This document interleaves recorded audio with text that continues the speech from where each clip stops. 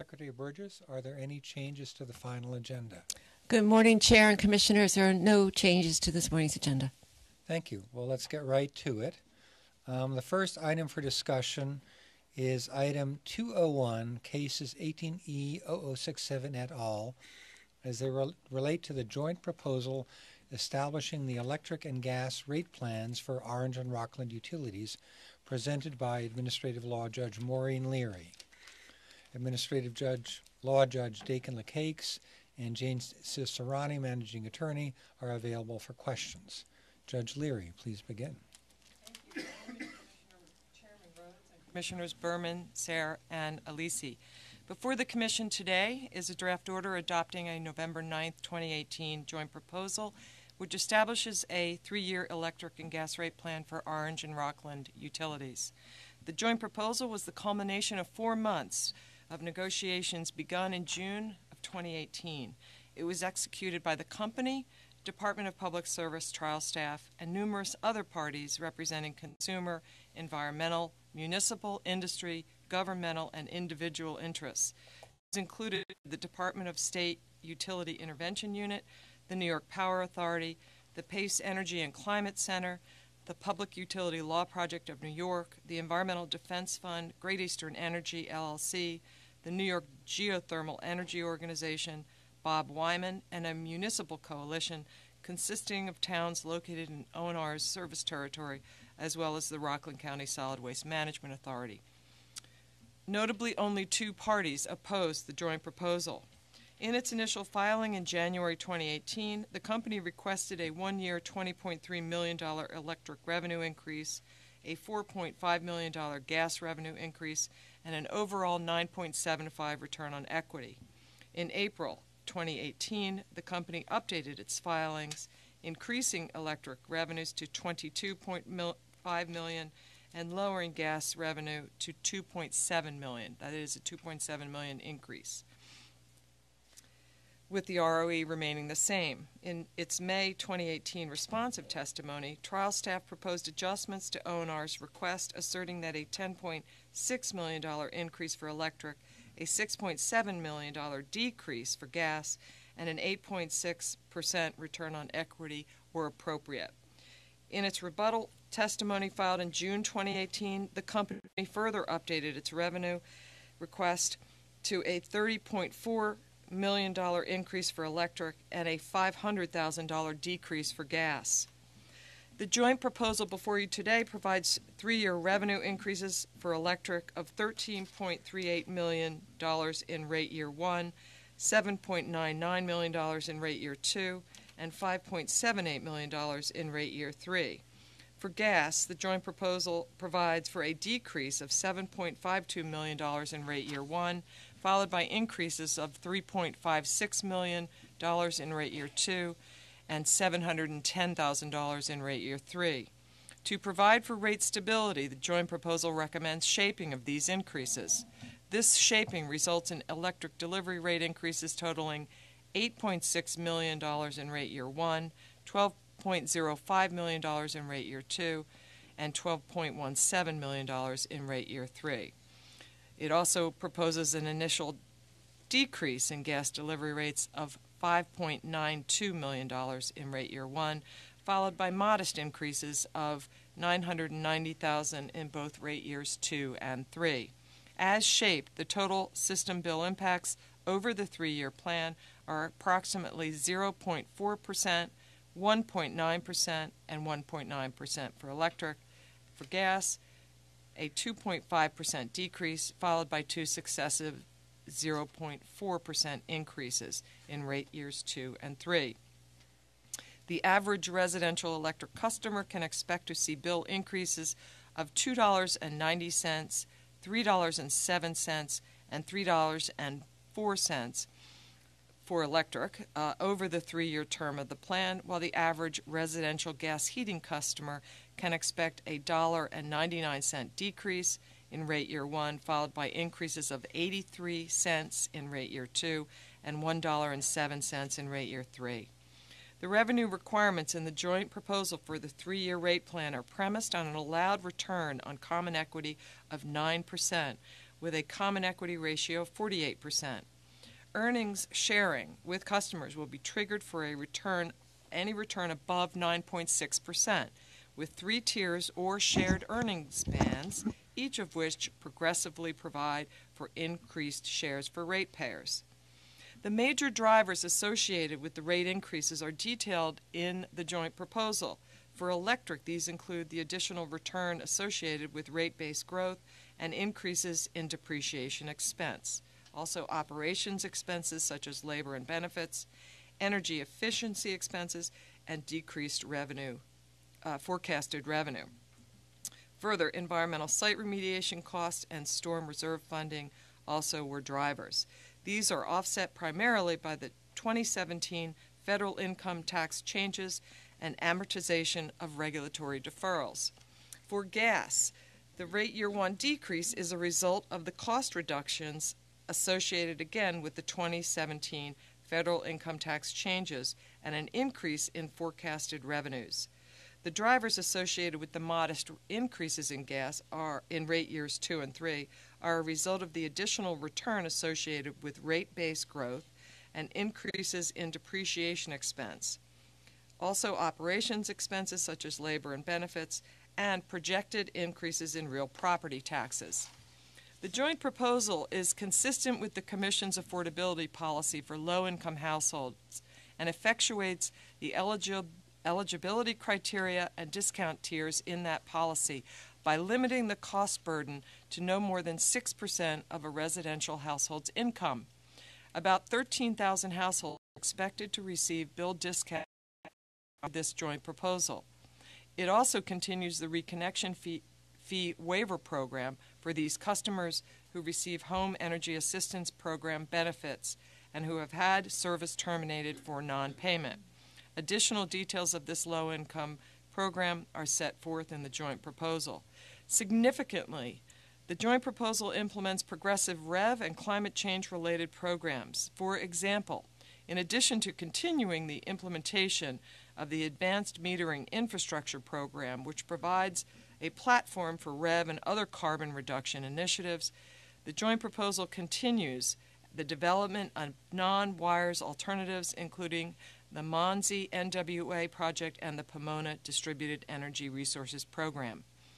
It also provides for non-pipe alternatives and a new gas demand response pilot. The company is required to develop a list of renewable gas providers and to provide its customers with comparative costs associated with gas and non-gas energy choices. The joint proposal also contains earnings adjustment mechanisms and platform service revenues to reduce coincident peak demand and encourage distributed energy resource interconnections and carbon reduction incentives. This is done through greater penetration of carbon emission-reducing technologies such as ground source heat pumps.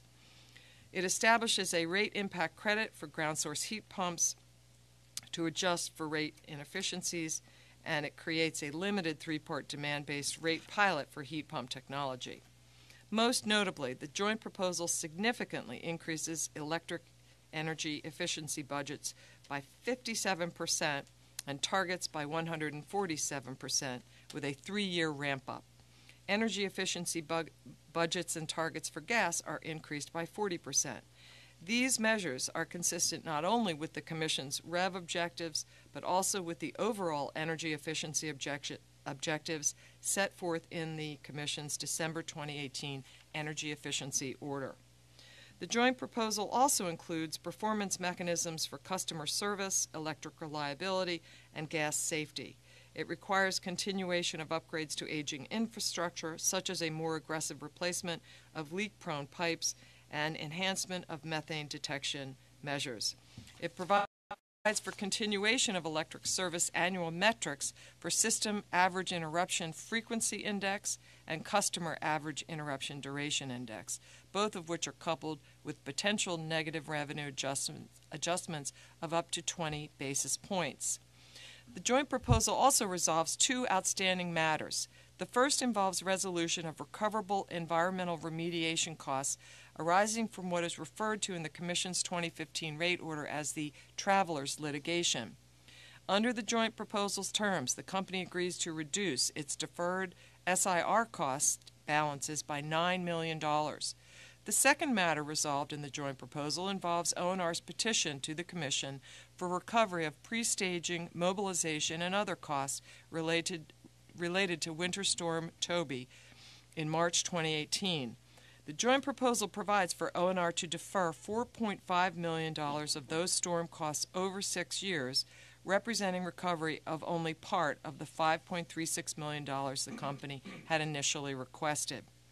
As addressed in various rulings issued by the administrative law judges during the proceedings, 3 of which are being affirmed in this draft order, the bulk of the pre-hearing motions involved one party's efforts to turn these rate proceedings into a referendum on advanced metering infrastructure.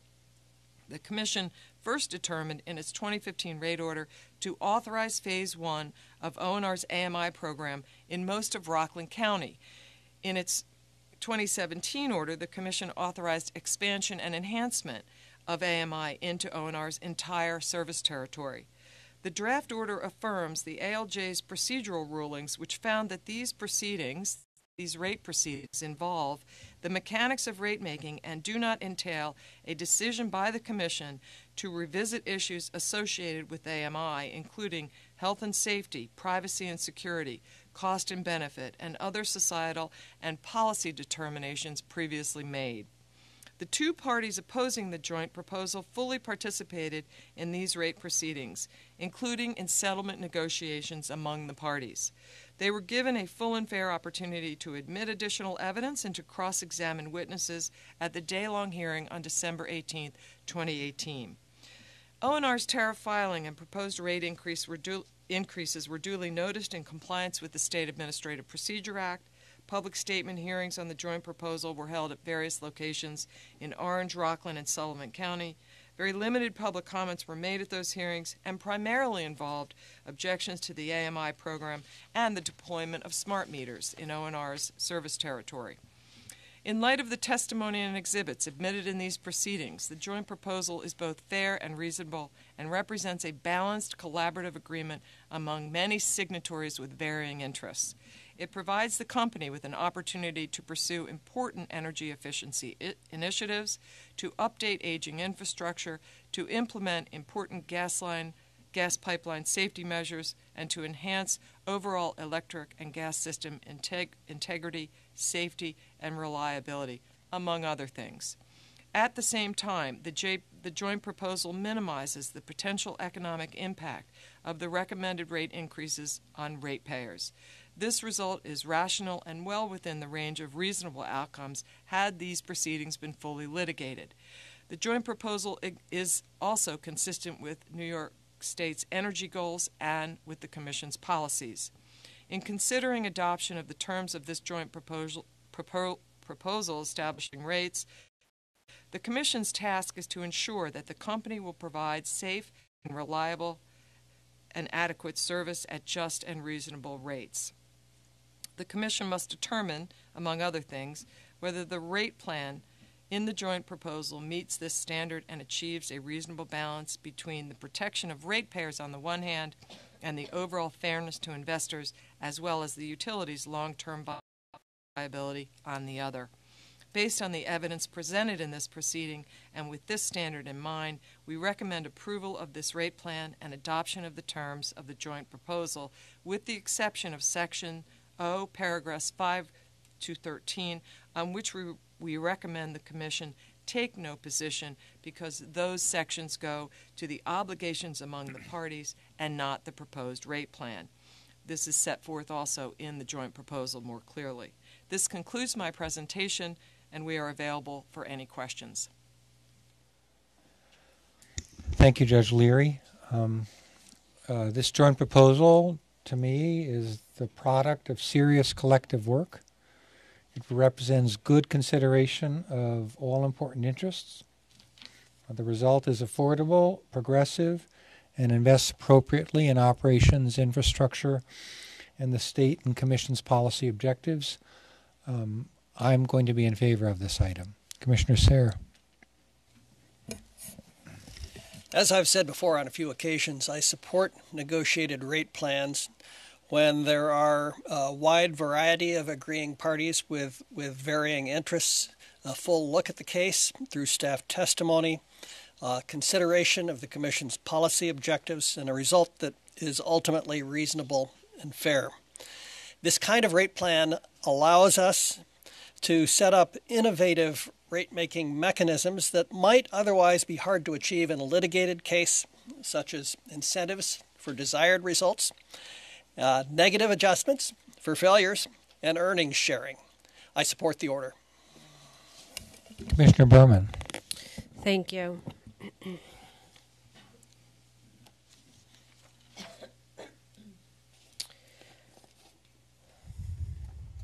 For me, first of all, I just want to thank Judge Leary. I think you presented that well, and I know this is your first time presenting it, and it's a credit to the team. We have a well-seasoned ALJ and a new but very substantive with a long experience in issues that you brought to us at the Commission and helped to, I think, make this a very good collaborative process, not only with the stakeholders, but just the way the ALJs work together. I thought it was a credit to coming up with a very well-rounded decision, draft order that you put forth to us. So thank you for that. I do, when I look at it from a rate per case, I always go back to, for me, the legal standard of a review. And, you know, just make sure, from my perspective, that the four prongs and thoughtfulness, especially when we look at a joint proposal, are met. And so, you know, the first one is the consistency with the law, regulatory, economic, social, environmental, state, and commission policies. I do know that we are noting that this is consistent with the state energy policies as well as commission policies.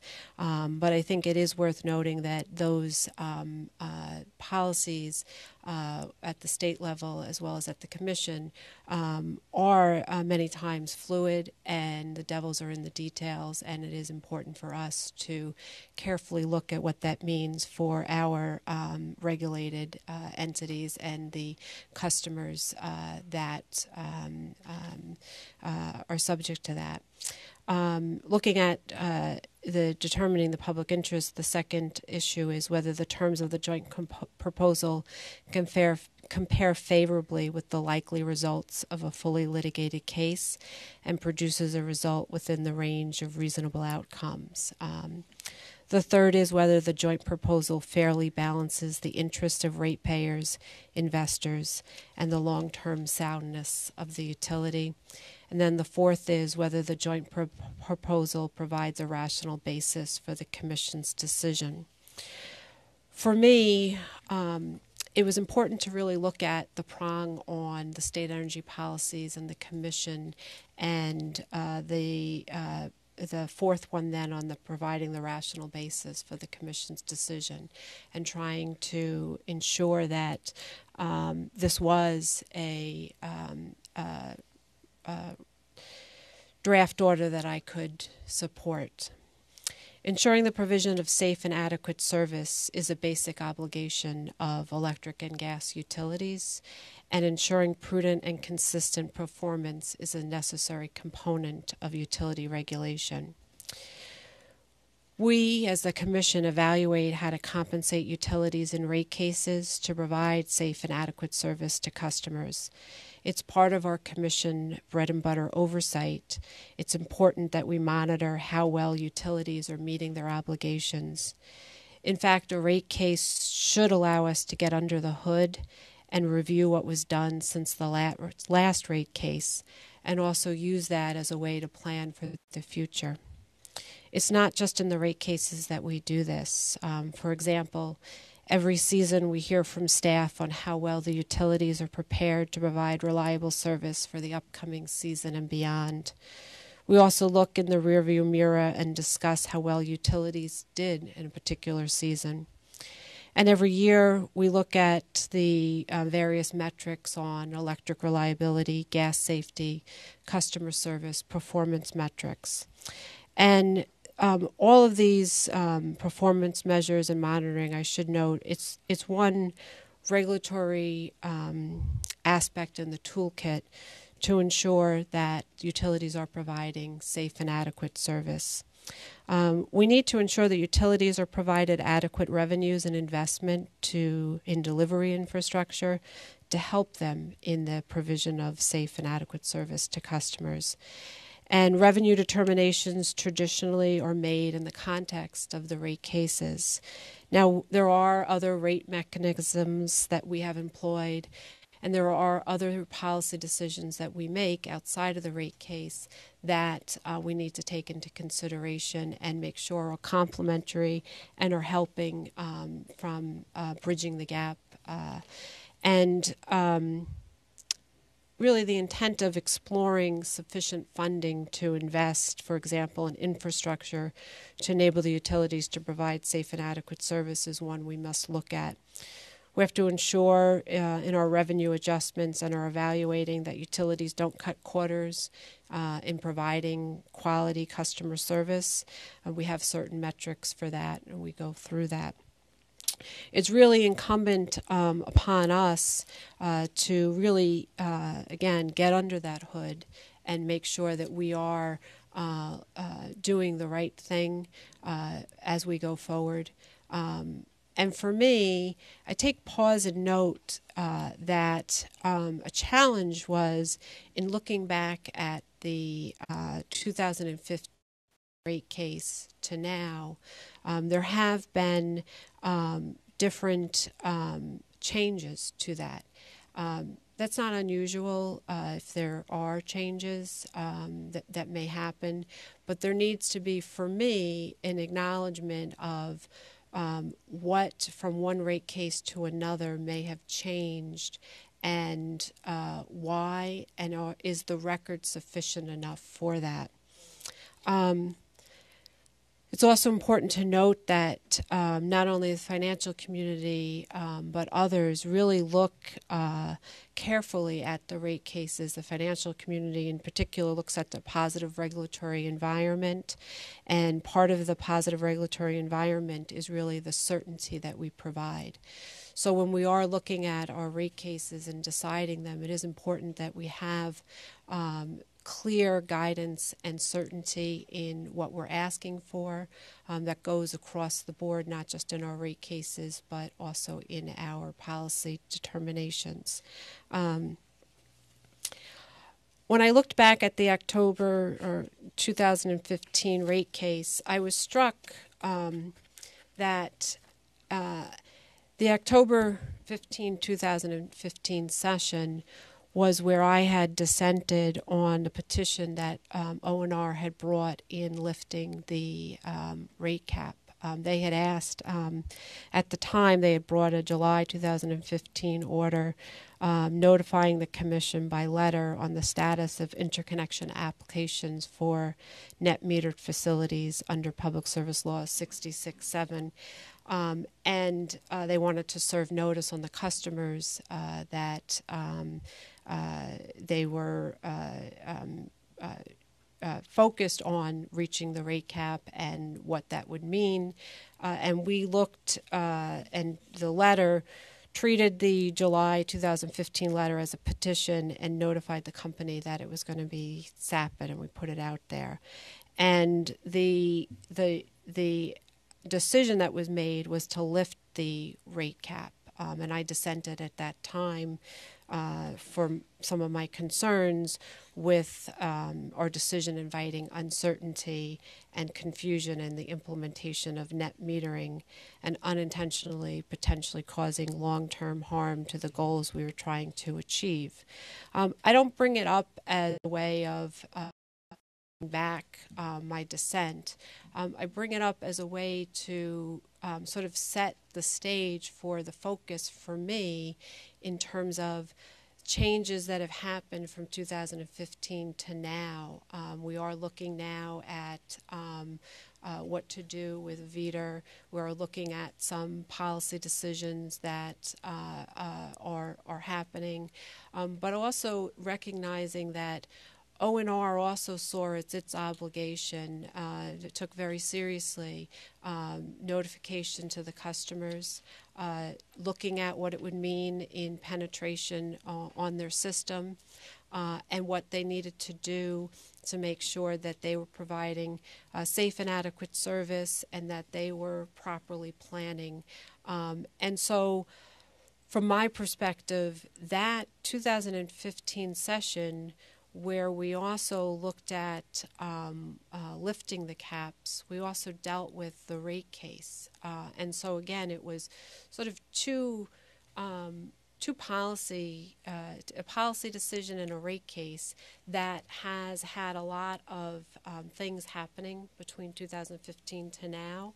And for me, it's really important that we examine where we are and make sure that we are focused, just like I was focused back in 2015, in focusing on how are we mirroring the two and complementing the two, the policy decisions and the financial decisions as it relates to the rate cases, and how are we working through that in allowing our utilities to provide that safe and adequate service, to be focused on innovation and other things that they can do with their customers, but also recognizing that we have an obligation to ensure that what we're doing is providing regulatory certainty and making sure that things are truly reliable and resilient from the grid perspective, so that we don't have any disruption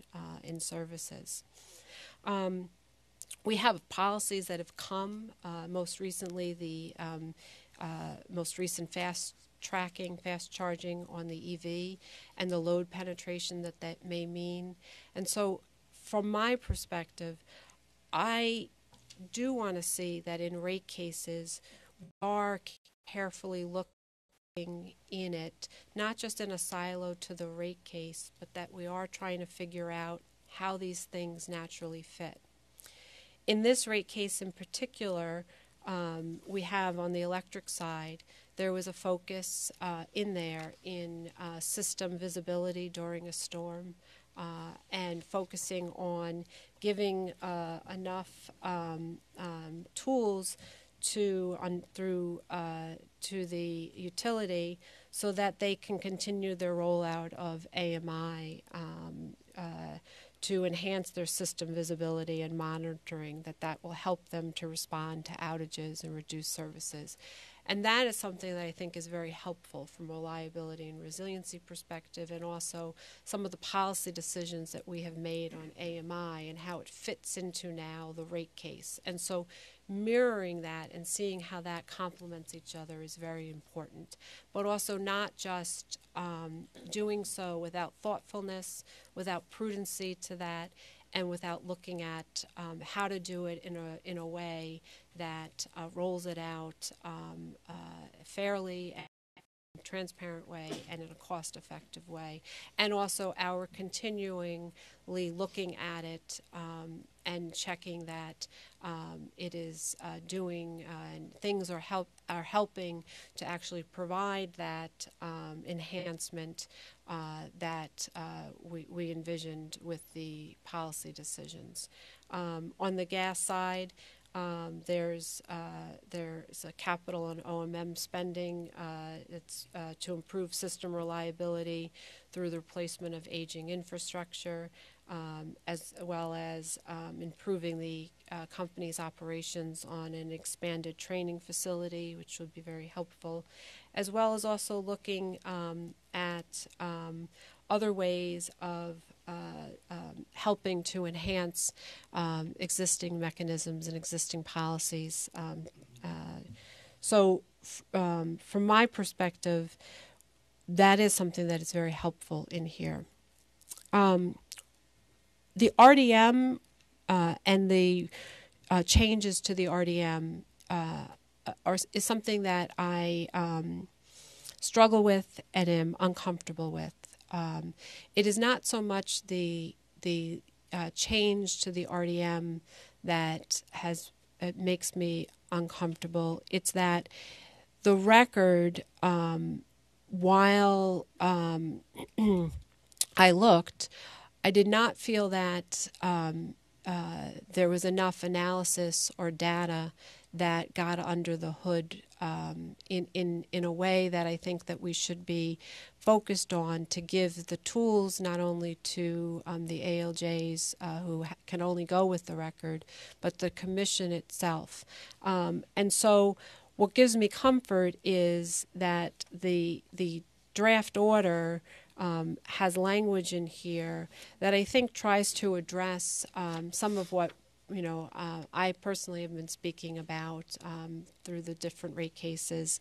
But I think that is a recognition that, and the wording is, as a general matter, parties should work on developing the record with facts and data in all cases they would seek commission consideration of similar programs in other utility service territories, or even to continue or expand existing programs. Now here, this is talking about the voluntary residential 3-part rate and the inclusion of that. But the expansion of that and looking at that, I think, is really applicable to, as a general matter, as it says, programs in general. And when we're looking at that and when we're trying to focus on that, parties really do need to work on developing the record with facts and data. Too often when I look at the testimony from the various parties, staff included, it just has opinion or statements about this is in compliance with the state energy goals.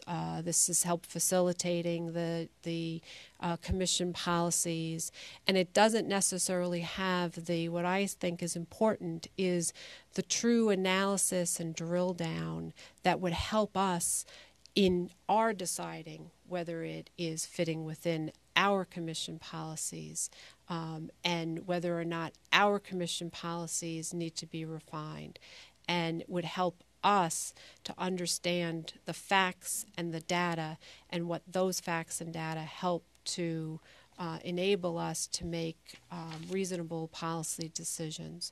So moving from the RDM and now changing it under the guise that we need to do so because we want to move away from an incentive on natural gas expansion without actually doing the data analysis to see what that actually looks like and to see whether or not that's something that the community itself not only needs but wants, and then what that may be.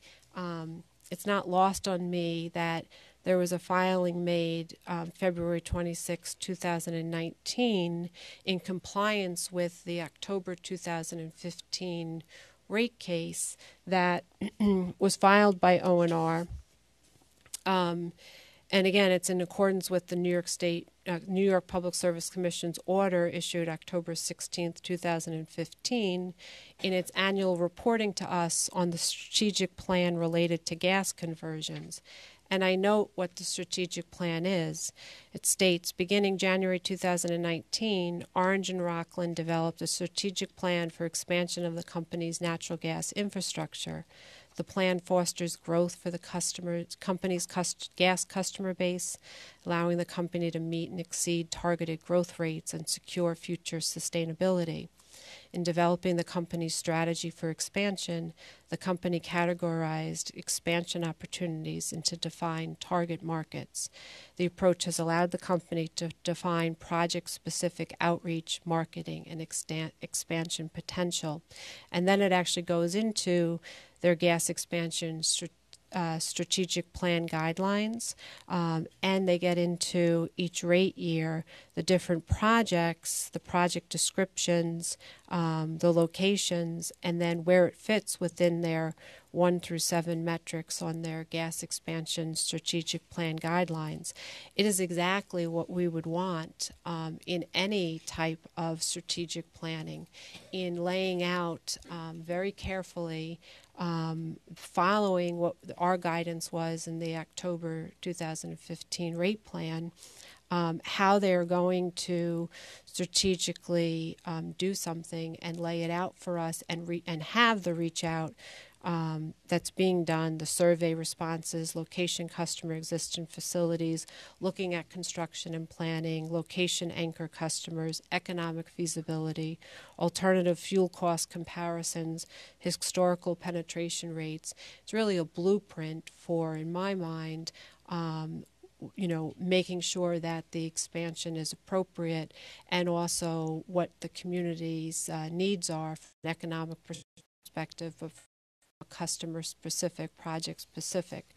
So for me, I just want to make sure when we're going forward in this is that the RDM, while we may be changing the RDM without necessarily, in my mind, having done the true analysis, at least in the record, that we actually take a step back and make sure that we're not going to have unintended consequences, not only for those specific projects, but also for others like them that we don't know about, that may be in the future, that would actually provide very necessary, adequate, and safe service to customers from an that's desired, and so that this, for me, and this analysis would be helpful in terms of looking to the future and what that may mean and what it may look like. So just share that with you. From my perspective, when we look, I am very comfortable that as it relates to the voluntary residential 3-part rate, I think the chair has been very focused on helping to ensure that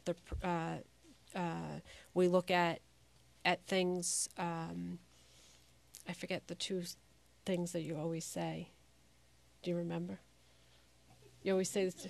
Oh, goodness. I'm trying to be supportive of you here. I'm failing you. You always say there's 2 things but you they're ask brilliant. for, right? 2 things. For the record. All right. They were really good. I just, You're just teasing us all. All right. But in fact, sorry, I got I got confused that I was going to actually compliment you. So. That'll teach you. Yeah. But the focus really is on, and I think the wording here, which I think is helpful, is that we're approving this proposal is bounded scope and work, and the real focus here is it's a limited project.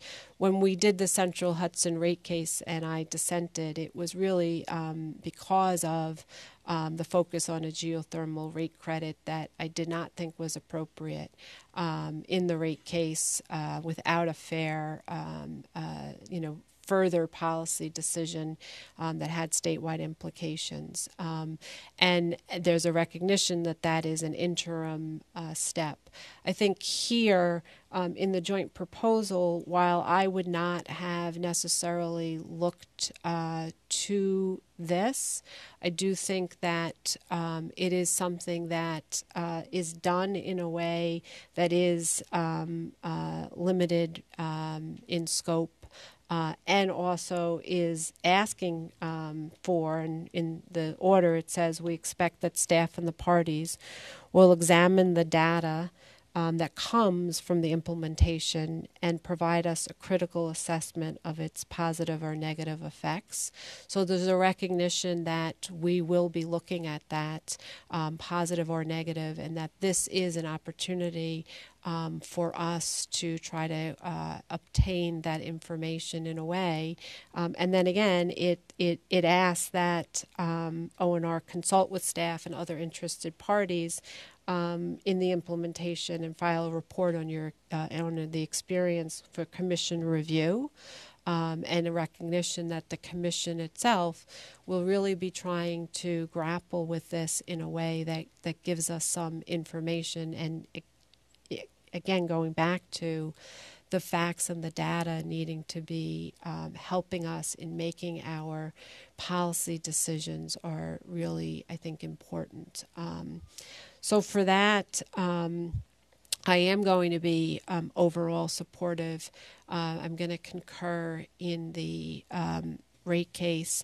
I do want to give special recognition to the staff in particular for working with me internally on this, but also to the chair in the recognizing some of my concerns in trying to set the stage for future rate cases, in the importance of us trying to send the message that we really must allow the facts and the data, and we really must also be focused on how this all fits and integrates from our policies in a way that is helpful, and looking at one rate case to another. So with that, I will concur. Thank you. Commissioner Alisi. Thank you, Mr. Chairman. I think it's a reasonable and modest approach. Continues to focus on for low incomes. They support the request for recovering the cost of implementing AMI, although there is some opposition to that. I think we've already taken a position on that as a commission in the past. But overall, I think it's a fairly negotiated proposal, and I'll be supporting it. Thank you very much. With that, I move to call for a vote. My vote is in favor of the recommendation to adopt the terms of the joint proposal, with the exception of paragraphs 5 through 13 of Section O, as discussed in the draft order. Commissioner Sayre, how do you vote? Aye.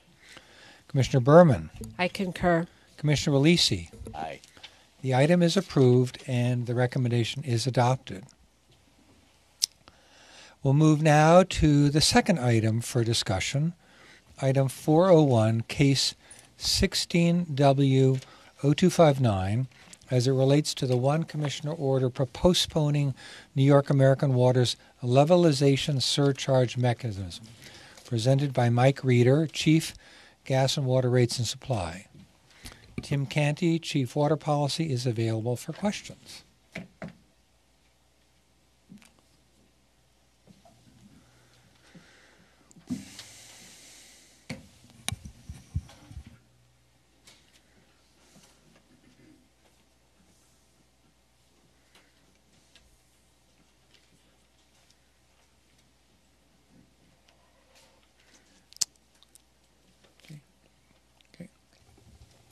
Mike, please begin.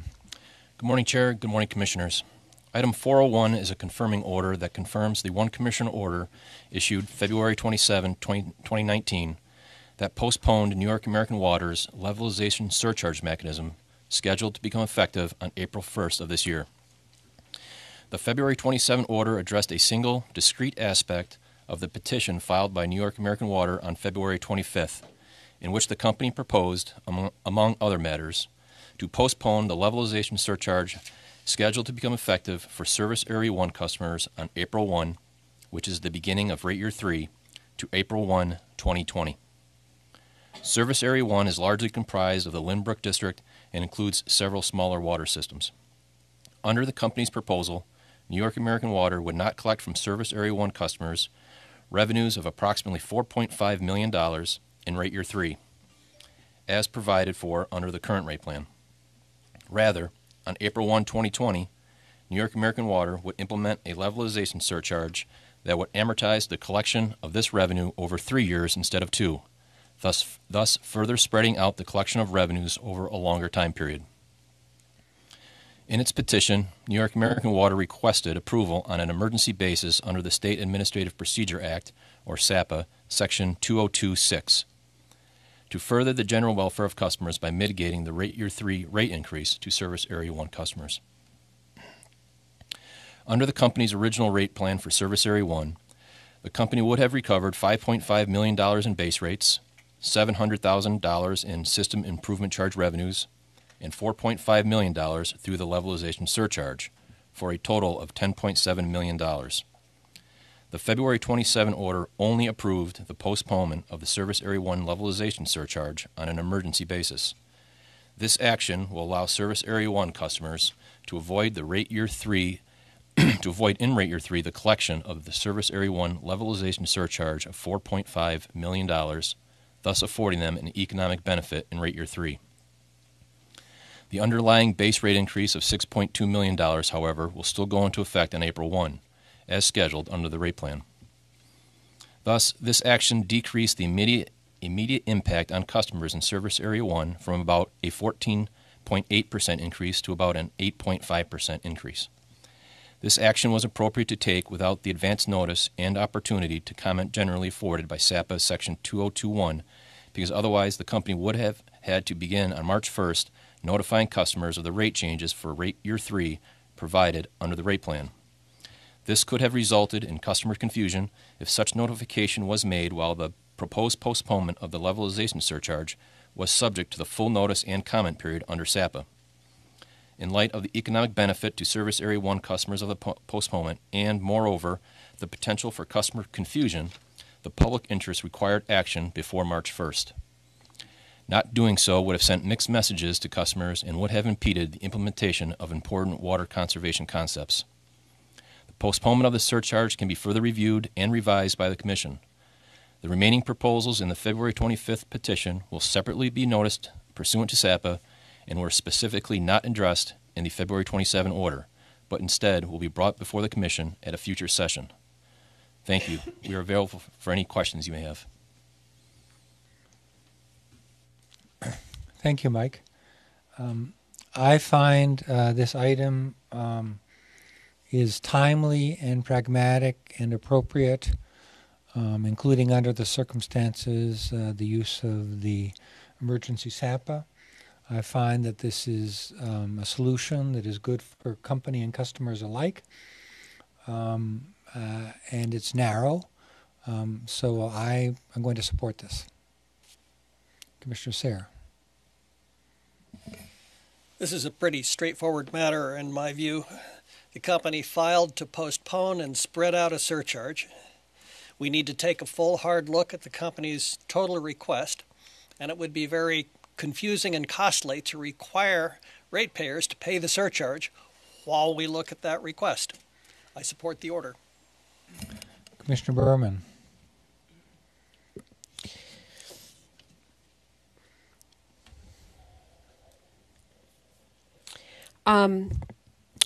I am going to concur in this item. I do want to note, though, that while I am very supportive because customers are, from the postponement right now, are having some relief, and that's a positive for them. I do want to note that while we have, and we do have several instances that we can point to where we have taken similar type action in postponing or changing elements of rate plan or levelization surcharge, where we can look to, they had in modifying it. Those types have been done not on an emergency basis and through SAPA and/or notice from the Secretary, a full comment period. I do think this is a unique situation. And I think it is unique in that with the creative petition in finding a way to do this because of the timing aspect of the notice.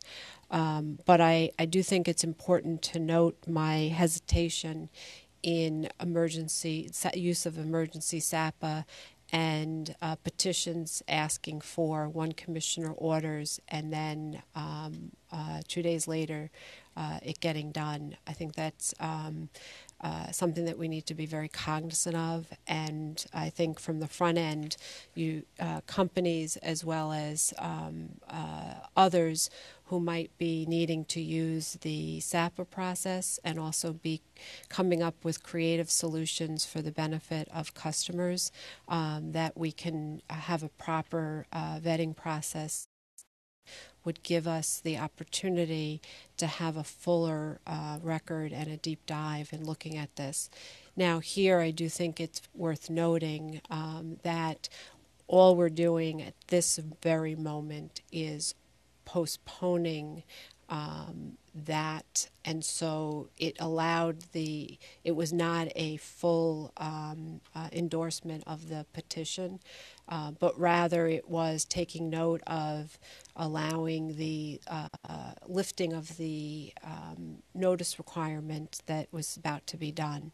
I think the company saw it as a good opportunity for its customers to take a fresh look and to try to come up with some creative solutions. That's a positive. However, I really do want to emphasize that these types of emergency petitions need to really be thought through in a way that would give them the opportunity to come up with these earlier, and that we're also looking, this is not the first time that we are making modifications to this rate plan. We owe it to not only American Water ratepayers, but all ratepayers to get it right at the outset. And so we have to ensure that we're properly setting goals.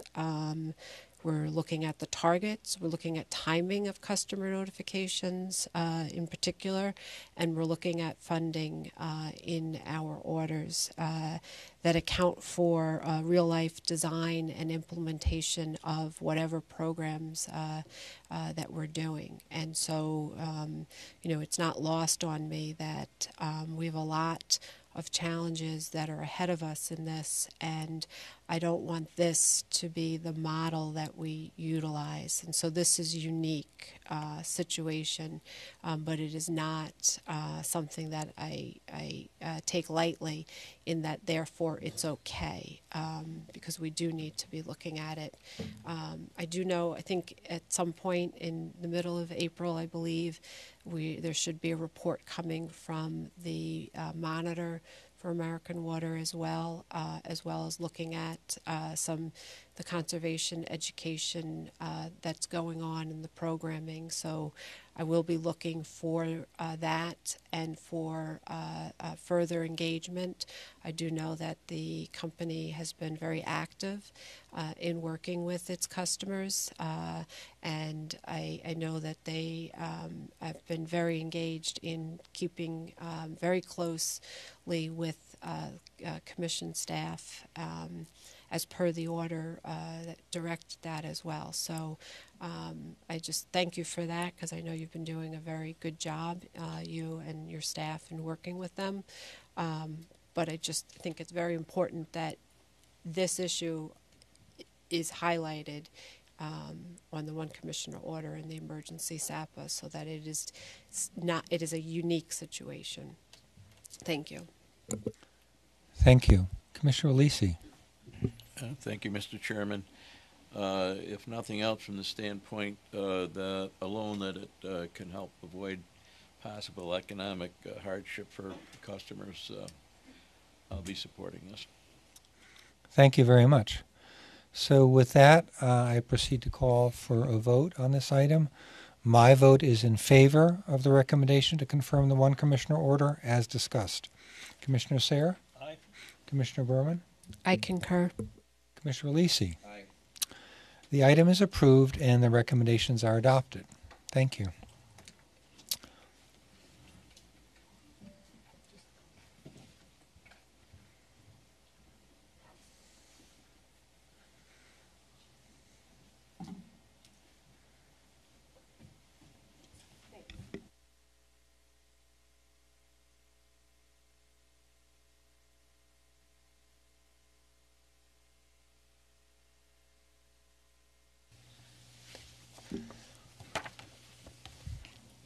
So the third item for discussion is item 501, case 16M0330, which is the petition of CTIA, the Wireless Association, to initiate a proceeding to update and clarify wireless pole attachment protections, presented by Michael Rowley, Chief Network Reliability.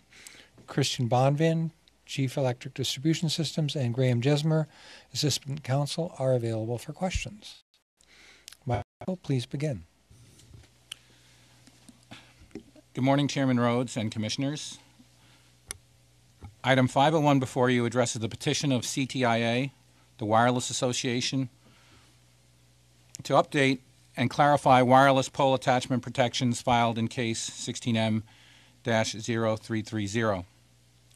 CTIA believes efficient and cost-effective pole access is critical to network investment and necessary to deliver world-class mobile and wireless broadband services to New Yorkers. The petition requests action on three major points: to allow wireless carriers non-discriminatory access to utility poles on par with that of wireline attachers, by establishing timelines for access agreements and completing the permitting and make-ready review processes, extending the dispute resolution to wireless attachers, and adopting a rate methodology for wireless attachments and other pro-competitive policies as necessary. The proposed order addresses these points, granting the petition in part and recommending a continued proceeding. Comments were received from electric utilities, communications providers, 2 municipalities, and 1 individual. The joint utilities oppose the CTI petition, arguing generally that the new policy is unnecessary for rapid wireless deployment, specifically in urban areas in urban markets where deployment will occur, and that there is a general lack of evidence to support the widespread obstruction of wireless pole attachments. The Wireless Infrastructure Association supports the petition.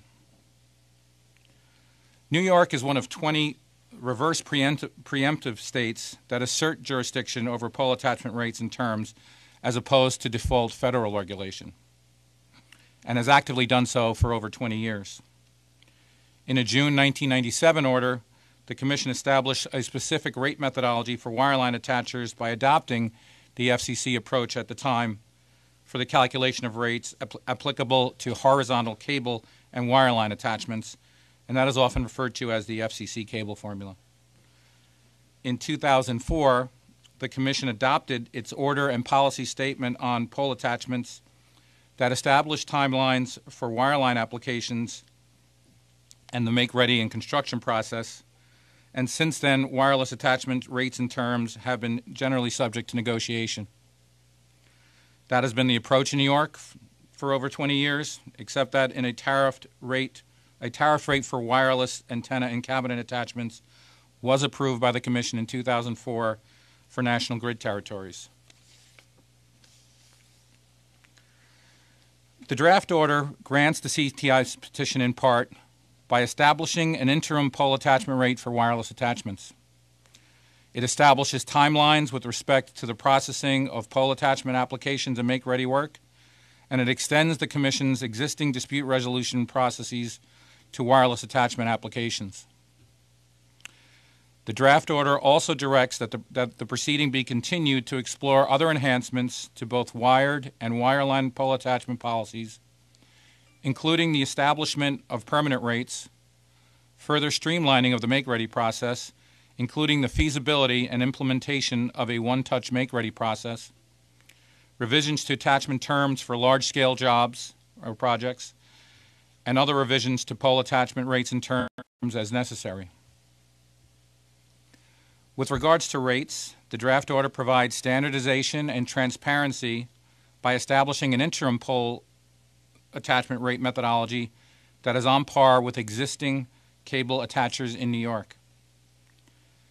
The draft order established that wireless attachers will pay a per-foot rental rate that is equal to the per-foot rental rate that wireline attachers pay.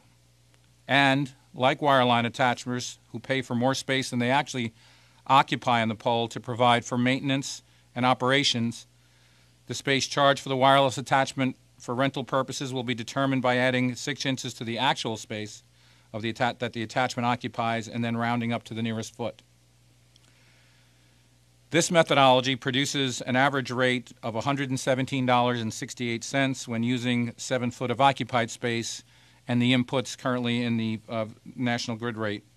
And that falls in the middle of the scale of 14 other states which have capped rates from anywhere between $20 to $175 annually. It also falls within the median and average rates included in a 2018 survey by the FCC's Broadband Development Advisory Council, and is consistent with and falls well below, the FCC's presumptive maximum rate of $270 for a wireless attachment. With regards to timelines, the CTIA requests that the Commission enforce the FCC's established timelines, which vary from 133 to 208 days, depending on the area of the pole where the make-ready is needed and the size of the job. The draft order establishes an interim timeline based on the timelines approved in New York's 2004 pole order and the FCC timelines, but is adjusted to provide additional time in both the survey and make-ready steps of the process for an overall 215-day timeline. The proposed timeline will provide certainty for wireless attachers going forward, but also acknowledges the differences in wireline and wireless attachments. It also recognizes the current environment in New York, where pole attachment applications have and are expected to continue to increase due to the broadband expansion efforts and future 5G deployment. With regard to dispute resolution, the draft order extends the existing dispute resolution process to wireline attachment applications. Finally, the draft order determines that a wider review of policy for wireline and wireless pole attachments should be taken to allow for innovative and new approaches and, where appropriate, further streamlining the processes to improve efficient and safe deployment of advanced services in New York. The draft order therefore directs staff to begin a collaborative process involving all interested stakeholders to conduct this review and create the necessary record for consideration of any new policies applicable to both wired and wireless attachments. This item was produced with extensive cooperation from the Office of Electric, Gas, and Water, the Office of Accounting, Audits, and Finance, and the Office of Markets and Regulatory Economics. That concludes my presentation, and we would be happy to answer any questions you might have. Thank you, Michael. I find that this order represents a set of fair, effective, and needed steps to put in place the preconditions, namely clarity, access, and certainty that are necessary for good statewide deployment of useful wireless service. I also find that the resolution of what is needed and ready now versus what is needed and ready soon is well judged. I'm going to support this item. Commissioner Sayre. This item makes me very happy that this commission decided many years ago, as Mr. Rowley explained, to regulate pole attachments here rather than leave it to the FCC, as about half the states have done.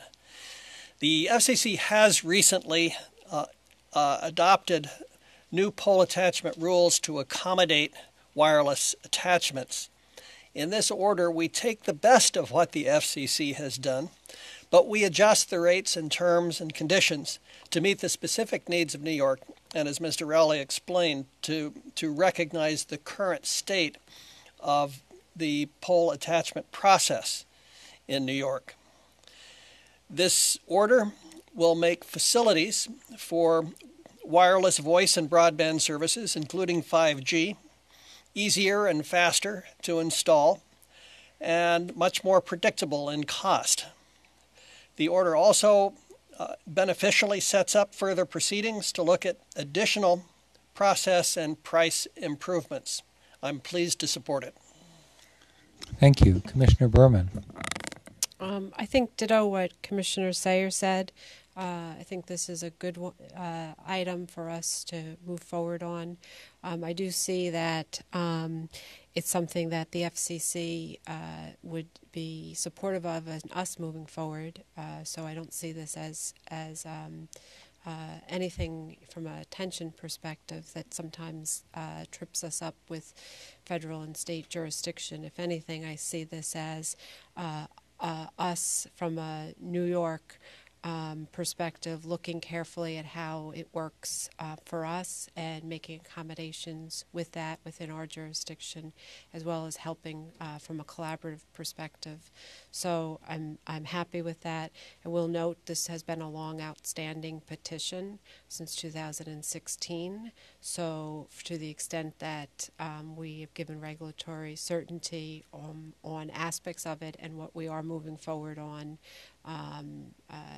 for certainty now, but also in what we're looking at from a collaborative perspective. I would like to see that if there are decisions that need to be made when that collaborative is together, that we're also doing it in a time-sensitive way, because it has been a long petition outstanding. So, thank you. Thank you. Commissioner Alisi. Thank you, Mr. Chairman. I believe that the Commission is obligated, actually, to ensure that there is an adequate and reliable services made available to the general public.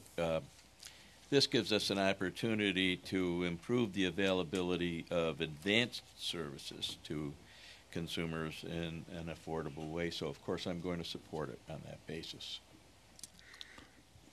Thank you. With that, I will proceed to call for a vote. My vote is in favor of the recommendations to grant the petition of CTIA in part and begin a second phase of the proceeding to review additional poll attachment issues as discussed. Commissioner Sayre, how do you vote? Aye. Commissioner Berman, how do you vote? Aye. Commissioner Alisi, how do you vote? Aye. The item is approved and the recommendations are adopted. Thank you. We will now move to the consent agenda. Do any commissioners wish to comment on or recuse from voting on any items on the consent agenda? Commissioner Sayre? No. Commissioner Berman? I do. Thank you.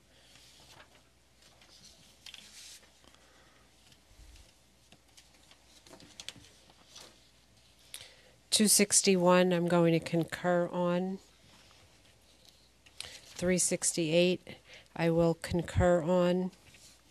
370, I just note, again, while I'm okay with this, it is a one commissioner order, and it is was done in an emergency SAPA, if I'm correct, emergency SAPA process. I do note that this order does make note of the fact that 370, that the petitioner should do further planning so that we don't have a emergency petition again. So I do note that for the record. And 562, which is the charter communications item, I will be voting for the 7th time but 8th extension, no. Thank you. Commissioner Alisi? Nothing at all. Thank you. Thank you. So with that, I will proceed to call for a vote. My vote is in favor of other recommendations on the consent agenda. Commissioner Sayre? Aye. Commissioner Berman, subject to your comments just now. Aye. And Commissioner Alisi? Aye. The items are approved as commented, and the recommendations are adopted. Secretary Burgess, is there anything further to come before us today? I have nothing further for you to come today, but you do. But I do.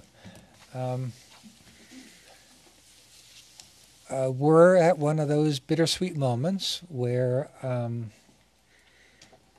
a great and esteemed colleague is going off to do exactly what she wants. So you can obviously tell what the bitter and what the sweet is in that. And it's fitting and fun in these moments to recognize,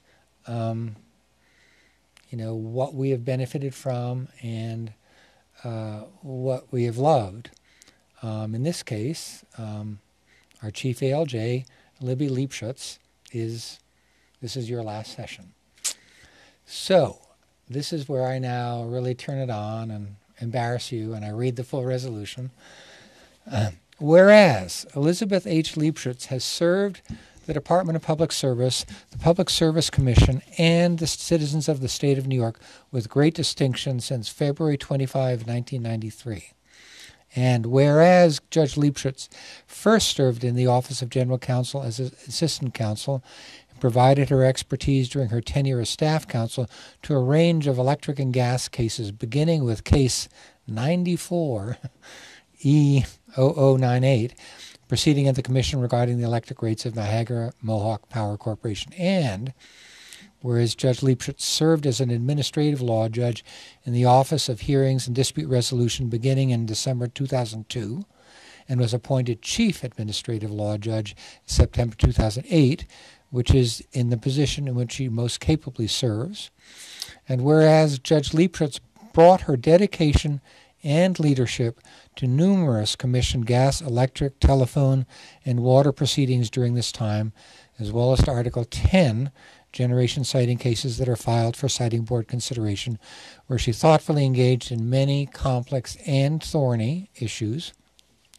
And whereas Judge Leipschutz is an excellent teacher, indeed, in the intricacies of public service law and the State Administrative Procedure Act, and a thoughtful and caring manager for the administrative law judges and staff in the Office of Hearings and Alternative Dispute Resolution. And whereas Judge Leipschutz worked with her colleagues tirelessly and has earned the admiration and respect of department and public service staff and of public service commissioners, and whereas Judge Leipschutz will now embark on a cross-country trip with her daughter, shades of Jack Kerouac here, and will have time to spend with her husband David and her daughters Jennifer and Rebecca, as well as to enjoy many varied interests, including gardening, biking, skiing, dancing, and including time to devote to her synagogue. It is resolved that the New York State Public Service Commission expresses its deep appreciation to Elizabeth H. Leipschutz for her leadership in the Department of Public Service and her faithful service to the citizens of New York, as demonstrated by her unwavering commitment to the mission of the Commission to ensure safe, secure, and reliable access to electric, gas, steam, telecommunications, and water service for all of New York's residential and commercial and business consumers. Yeah. Thank you. Can I say a word? Yes, you vote, right?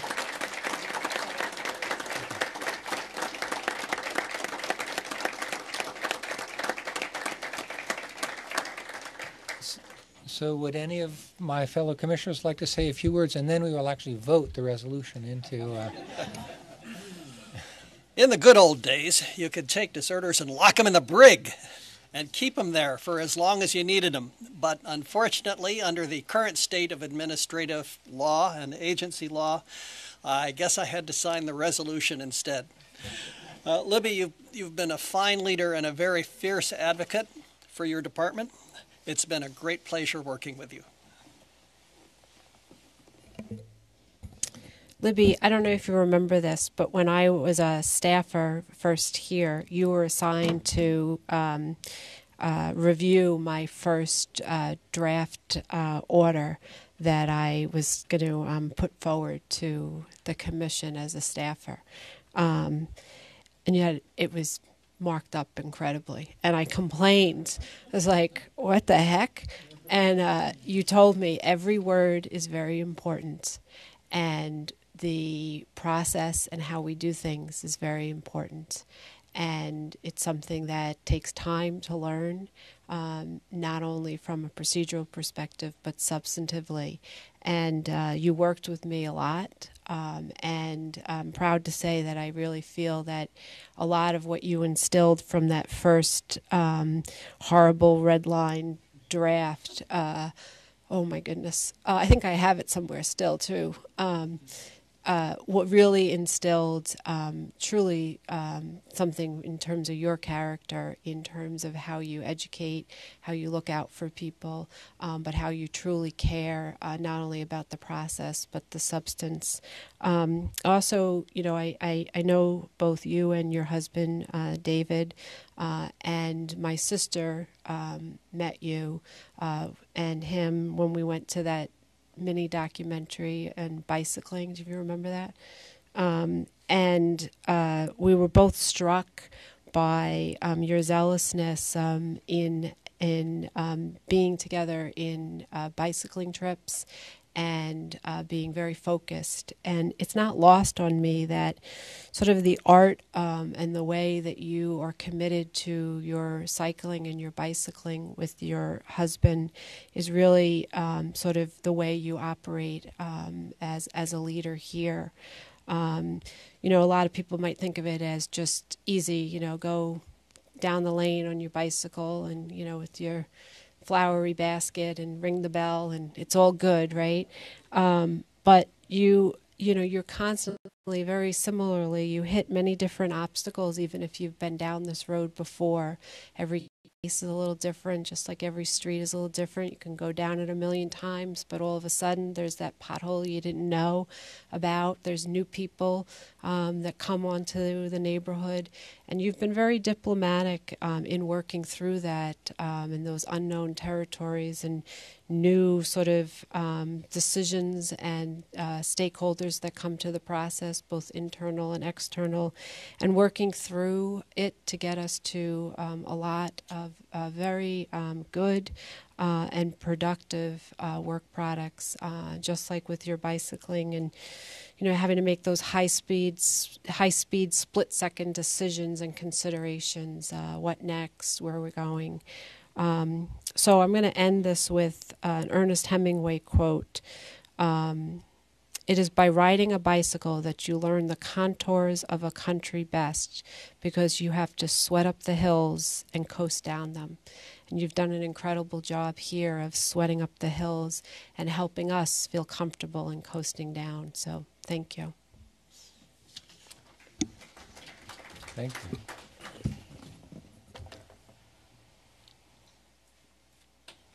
Always the last. It's.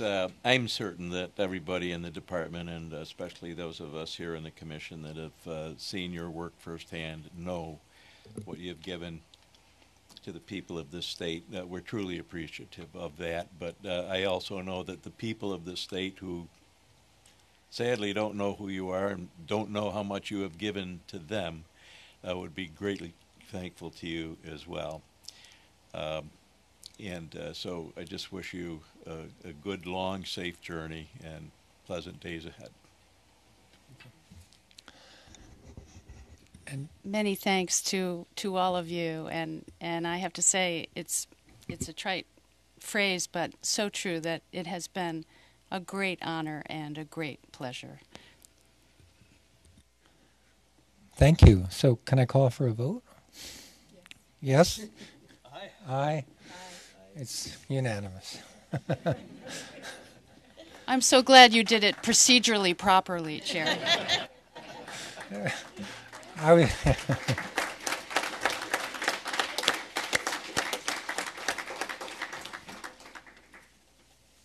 I'd like to end on that note. We are adjourned.